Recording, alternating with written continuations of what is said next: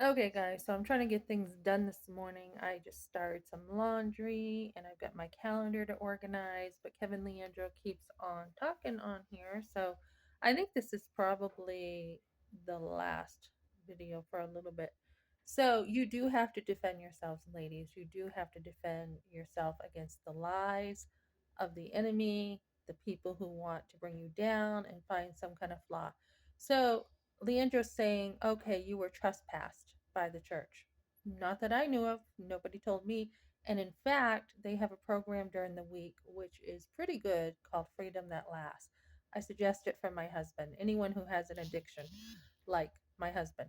So this is with uh Russ Camp over there, Freedom That Lasts. If anyone has issues with drugs or major addictions, he takes scripture and he talks about how to apply that scripture to a specific problem. I don't agree, of course, with everything, but for some people, it has really helped. And I went over there because I was part of that class, just because I'm very studious. I love to learn.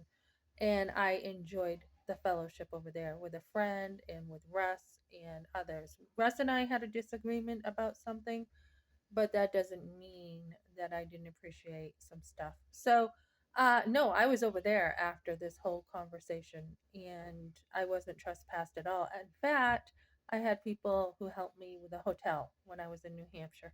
So, you got the good and the bad in the church, and yeah, you just kind of have to take the good and leave the ugly, so to say.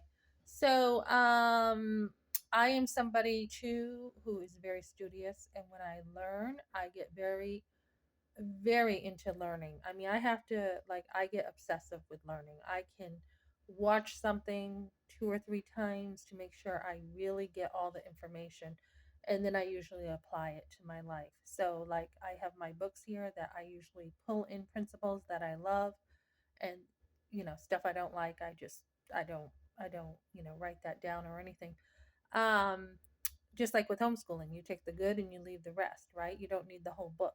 So I am refuting Kevin once again with his accusations.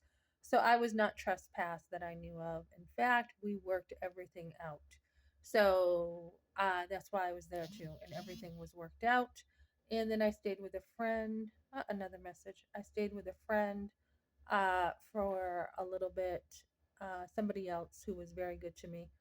And of course, I wouldn't record in her house, right? That is definitely private property, a house.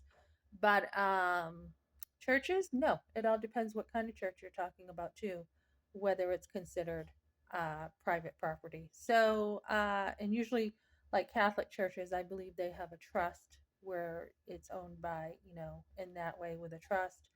But anyways, there's a lot of in and outs to this. So no, no, I was accepted and welcomed into church, and I had a recording of actually being in church, which is what they do too. They have recordings of the sermon and people in the church. I think the only ones who have to be really protected with the cameras are like the kids.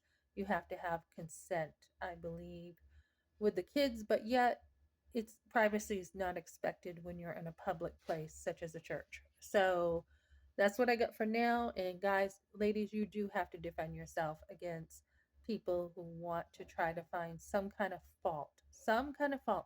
Even if I was totally guilty of doing half the things they said, so what? So what? Big deal, right? It's over and it's done with. So big deal.